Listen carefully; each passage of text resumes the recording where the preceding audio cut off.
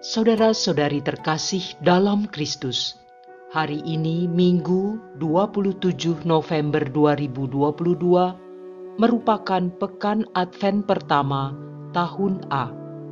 Bacaan dibawakan oleh Teresia Natalia dan Serafina Pranadi. Mazmur dilantunkan oleh Nana Puspadewi dan renungan ditulis oleh Regina R. Himawan. Selamat menekuni sabda Allah. Marilah kita semakin mengasihi, semakin peduli, dan bersaksi.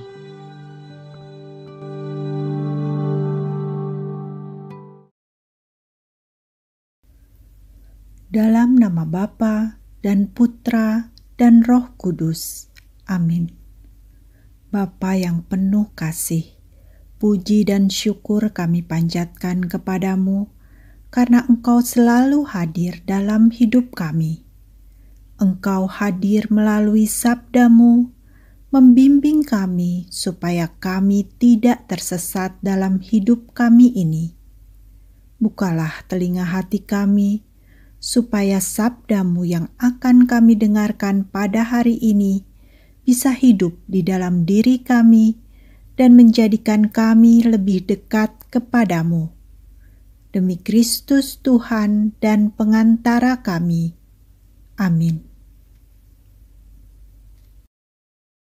Bacaan dari Kitab Yesaya, bab 2, ayat 1 sampai dengan 5. Inilah firman yang dinyatakan kepada Yesaya putra Amos tentang Yehuda dan Yerusalem. Pada hari-hari yang terakhir akan terjadilah hal-hal ini. Gunung tempat rumah Tuhan akan berdiri tegak di puncak gunung-gunung dan menjulang tinggi di atas bukit-bukit. Segala bangsa akan berduyun-duyun ke sana, dan banyak suku bangsa akan pergi serta berkata, "Mari kita naik ke gunung Tuhan, ke rumah Allah Yakub, supaya Ia mengajar kita tentang jalan-jalannya dan supaya kita berjalan menempuh jalan itu. Sebab dari Sion akan keluar pengajaran, dan dari Yerusalem akan keluar sabda Tuhan. Tuhan akan menjadi hakim antara bangsa-bangsa dan akan menjadi wasit bagi banyak suku bangsa. Maka mereka akan menempa pedang-pedangnya menjadi mata bajak dan tombak-tombaknya menjadi pisau pemangkas. Bangsa yang satu tidak akan lagi mengangkat pedang terhadap bangsa yang lain, dan mereka tidak akan lagi berlatih perang. Hai kaum keturunan Yakub, mari kita berjalan di dalam terang Tuhan. Demikianlah sabda Tuhan.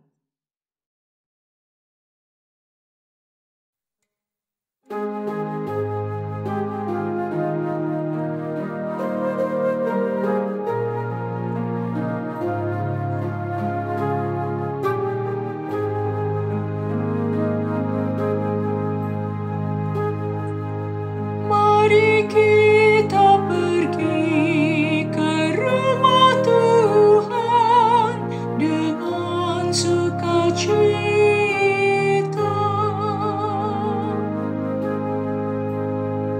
Aku bersukacita ketika orang berkata kepadaku, "Mari kita pergi ke rumah Tuhan."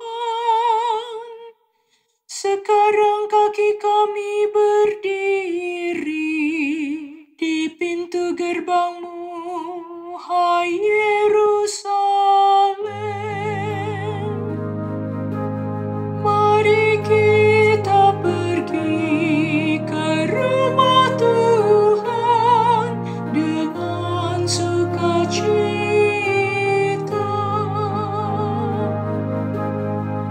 Kepadamu, hai Yerusalem, suku-suku berziarah, yakni suku-suku Tuhan. bersyukur kepada nama Tuhan sesuai dengan peraturan bagi Israel. Sebab di Yerusalemlah ditaruh kursi-kursi pengadilan, kursi-kursi milik keluarga Raja Daud. Mari kita pergi ke rumah Tuhan dengan sukacita.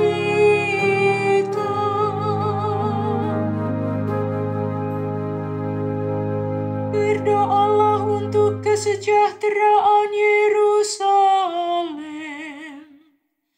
Biarlah orang-orang yang mencintaimu mendapat kesentosaan. Biarlah kesejahteraan ada di lingkungan tembokmu dan kesentosaan di dalam purimu. Mari kita pergi ke rumah Tuhan dengan sukacita.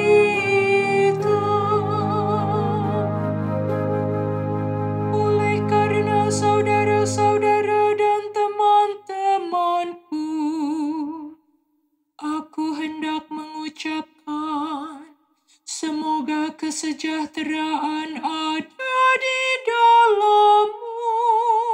Oleh karena rumah Tuhan Allah kita, aku hendak mencari kebaikan bagimu. Mari kita pergi ke rumah Tuhan dengan sukacita.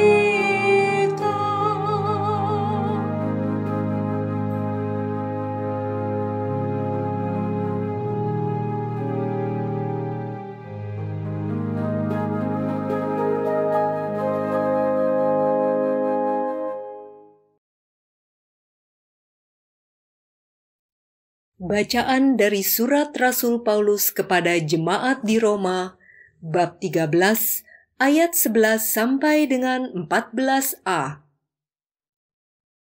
Saudara-saudara, kamu mengetahui keadaan waktu sekarang. Saatnya telah tiba kamu bangun dari tidur. Sebab sekarang ini, keselamatan sudah lebih dekat pada kita daripada waktu kita baru mulai percaya. Malam sudah hampir lewat, dan sebentar lagi pagi akan tiba. Sebab itu, marilah kita menanggalkan perbuatan-perbuatan kegelapan dan mengenakan perlengkapan senjata terang. Marilah kita hidup dengan sopan, seperti pada siang hari. Jangan dalam pesta pora dan kemabukan, jangan dalam percabulan dan hawa nafsu, jangan dalam perselisihan dan iri hati. Tetapi, kenakanlah Tuhan Yesus Kristus sebagai perlengkapan senjata terang. Demikianlah sabda Tuhan.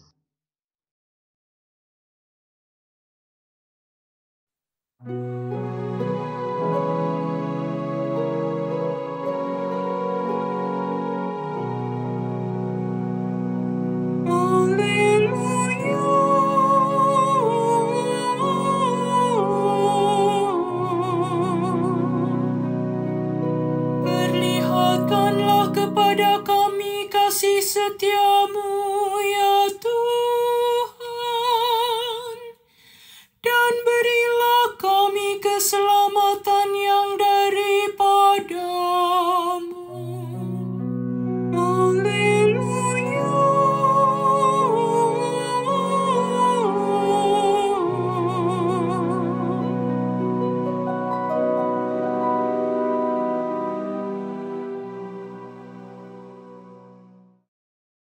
Inilah Injil suci menurut Matius bab 24 ayat 37 sampai dengan ayat 44. Sekali peristiwa, Yesus bersabda kepada murid-muridnya, "Sebagaimana halnya pada zaman Nuh, demikian pula kelak pada kedatangan Putra Manusia. Pada zaman sebelum air bah itu, orang makan dan minum, kawin dan mengawinkan, sampai pada hari Nuh masuk ke dalam bahtera. Mereka tidak menyadari apa yang terjadi sampai air bah itu datang dan melenyapkan mereka semua. Demikian halnya kelak pada kedatangan Putra Manusia. Pada waktu itu, kalau ada 2 orang di ladang, yang seorang akan dibawa dan yang lain akan ditinggalkan. Kalau ada 2 orang perempuan sedang menggiling gandum, yang seorang akan dibawa dan yang lain akan ditinggalkan. Oleh karena itu, berjaga-jagalah. Sebab kamu tidak tahu pada hari mana Tuhanmu datang. Tetapi ketahuilah ini, jika tuan rumah tahu pada waktu mana pencuri datang ketika malam, pastilah ia berjaga-jaga dan tidak akan membiarkan rumahnya dibongkar. Sebab itu, hendaklah kamu juga siap sedia, karena Putra Manusia datang pada saat yang tidak kamu duga." Demikianlah sabda Tuhan.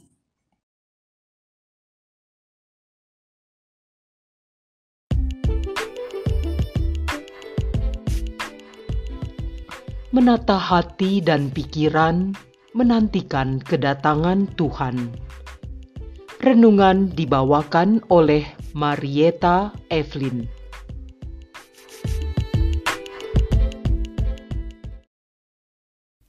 Ibu, bapak, rekan muda, dan saudari-saudara yang dikasihi Tuhan, hari ini kita memasuki Minggu Advent pertama, yang menandai bahwa kita memulai masa persiapan sebelum perayaan kelahiran Yesus Kristus, Sang Penebus kita. Hari ini lilin pertama dari lingkaran Advent dinyalakan, lilin yang menandakan pengharapan. Pertanyaannya kemudian adalah, pengharapan seperti apa? Apa yang kita harapkan dari Yesus yang akan datang pada kita? Mempunyai suatu pengharapan sewajarnya menginginkan hal yang positif.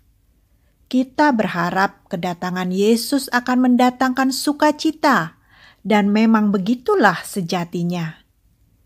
Namun, kadang kita sulit untuk merasakan sukacita, atau kita malah cenderung jadi pemburu sukacita yang sebenarnya sekedar kesenangan duniawi, hingga akhirnya kita terperosok ke dalam kenikmatan berpesta pora, kemabukan, pemuasan hawa nafsu, dan seterusnya. Bacaan-bacaan pada hari ini memiliki nafas yang sama, yaitu penantian akan kedatangan Tuhan. Nubuat Nabi Yesaya pada bacaan pertama mengajak kita naik ke gunung Tuhan, ke rumah Allah Yakub, supaya Ia mengajar kita tentang jalan-jalannya, dan supaya kita berjalan menempuh jalan itu. Dalam Yesaya 2 ayat 3. Ajakan ini menyadarkan kita untuk mengambil waktu sejenak dari segala kesibukan dunia dan lebih mengarahkan hati kita kepada Tuhan. Penantian hal yang akan datang ini hendaknya membangkitkan kesadaran kita mawas diri terhadap apa yang telah kita lakukan selama ini. Marilah kita berjalan di dalam terang Tuhan. Demikian Nabi Yesaya mengingatkan.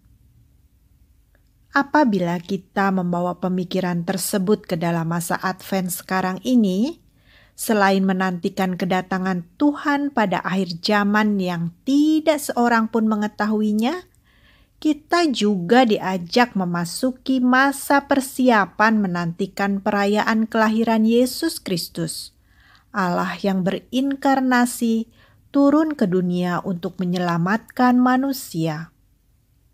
Lalu, bagaimana sikap kita untuk menyambut Tuhan yang akan datang? Jika menyorotnya pada kedatangan Tuhan yang kedua kali di akhir zaman, atau kedatangan Tuhan pada hari kematian, mungkin di dalam hati kita terselip perasaan takut, khawatir, tidak nyaman, dan sebagainya. Tapi terlepas dari soal hidup dan mati, kalau kita membayangkan sosok Yesus yang sangat kita kagumi itu datang kepada kita, bagaimana perasaan kita? Apakah kita merasa senang, merasa segan, atau malah merasa takut? Dalam Injil, kita tahu siapa yang ketakutan saat didatangi oleh Yesus. Bahkan ia meminta Yesus untuk menjauhinya, yaitu si jahat. Bagi kita orang yang berdosa, Yesus yang adalah kebenaran dan hidup, mungkin menimbulkan kegentaran di hati kecil kita. Mungkin juga kita merasa enggan dan malu karena telah mengabaikan kasih-Nya dengan melakukan hal-hal yang tidak berkenan di hadapan-Nya. Oleh karena itulah Paulus melalui suratnya kepada jemaat di Roma menasehati kita untuk bangun dari tidur dan memperbaiki hidup kita. Kita diminta untuk meninggalkan perbuatan-perbuatan gelap seperti pesta pora, percabulan, perselisihan, dan sikap iri hati, bertobat serta meninggalkan dosa-dosa kita. Hal ini senada dengan apa yang Yesus katakan dalam khotbah-Nya, supaya kita berjaga-jaga, pantang terlena. Berjaga-jaga itu berarti agar kita perlu mempunyai pengharapan yang kuat serta penguasaan diri yang tidak boleh lepas. Itulah sikap sadar diri yang perlu terus dibangun di masa persiapan menyambut kedatangan Tuhan yang sebenarnya berlaku di sepanjang hidup kita. Semoga di masa Advent ini kita bisa kembali menata hati dan pikiran kita, menyempatkan diri untuk hening sejenak dan berdialog dengan Tuhan, sehingga saat hari itu tiba, kita siap bersama-sama menyambut Sang Juru Selamat, Yesus Kristus. Marilah berdoa. Ya Bapa, Engkaulah sumber kehidupan dan sukacita kami. Ampunilah kami yang sering kali menutup hati dari cahaya-Mu dan masih saja berkubang di dalam kegelapan.